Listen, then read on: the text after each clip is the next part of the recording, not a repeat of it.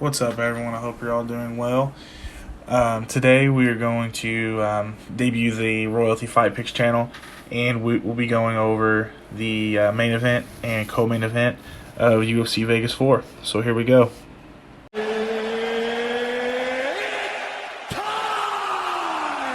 Alright, so the first fight we're going to break down here is our co-main event.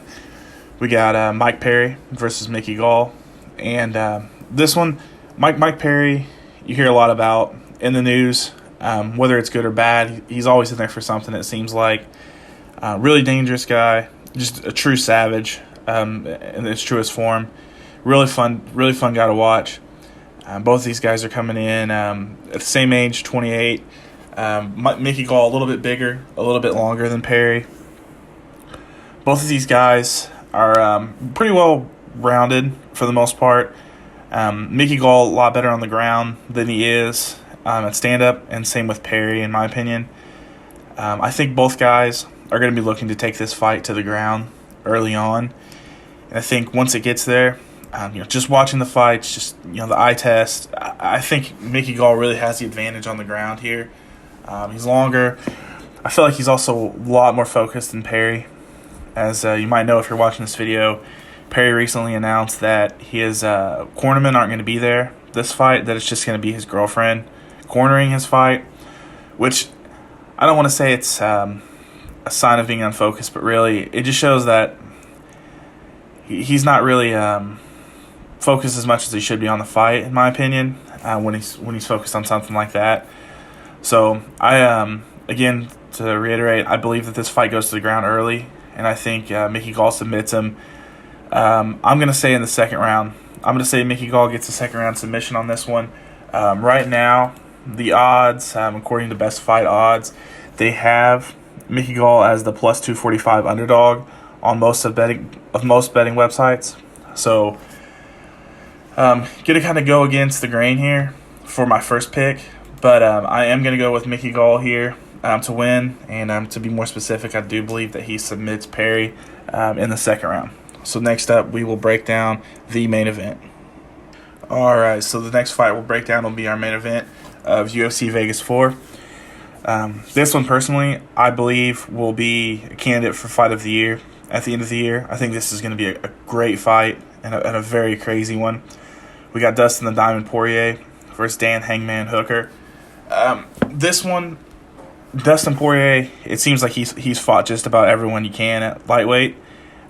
He's got wins over Holloway. He finished Justin Gaethje by what Justin Gaethje's strong suit seems to be lately, which is striking. He outstruck him, TKO'd him.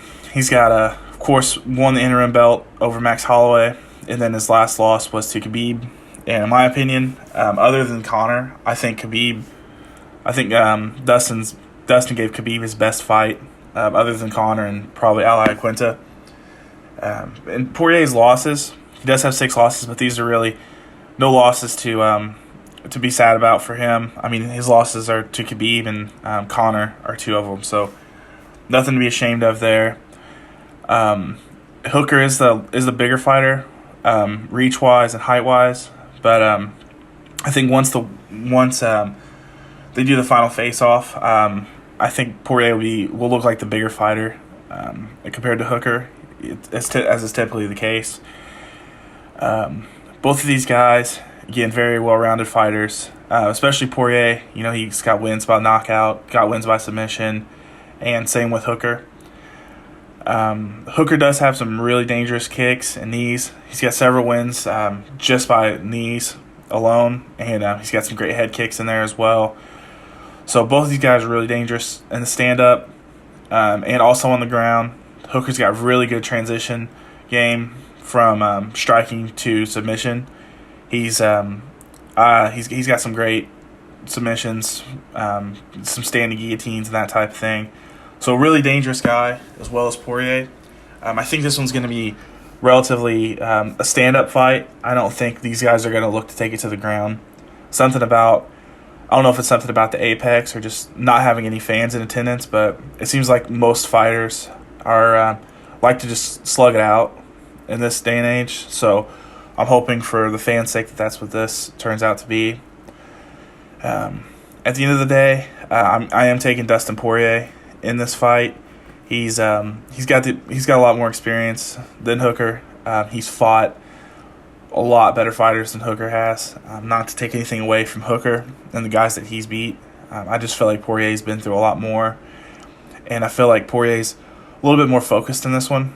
And with him coming so close to winning the title, I think he's hungry to get back in there and to get another shot.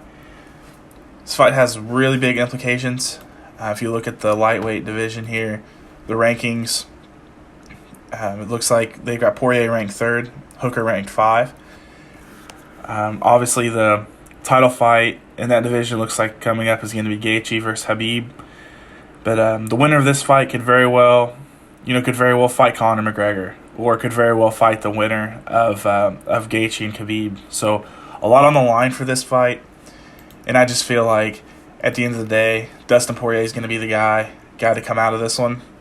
I have this one going all the way. I have it going all 5 rounds, and I have Dustin Poirier winning this one unanimously.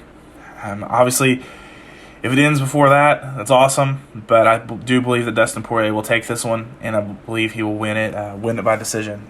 So that's where I'm going with the co-main and the main. We'll see how we do. Monday we'll be back. We'll recap.